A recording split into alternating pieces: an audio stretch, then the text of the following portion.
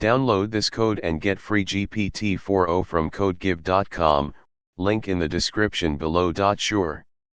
Nested for loops can become cumbersome and difficult to manage as the number of loops increases.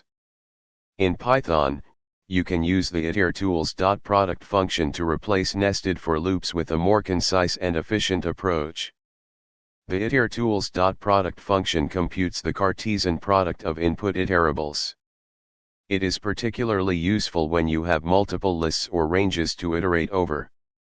Here's a step-by-step guide on how to replace nested for loops with itertools.product in Python. 1. Import the itertools module. 2. Replace the nested for loops with itertools.product. In the code example above, we replaced the nested for loops iterating over two ranges with a single loop using itertools.product.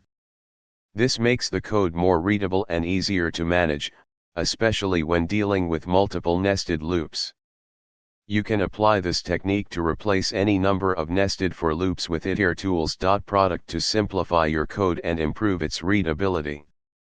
I hope this tutorial helps you understand how to replace nested for loops with itertools.product in Python. Let me know if you have any questions or need further clarification.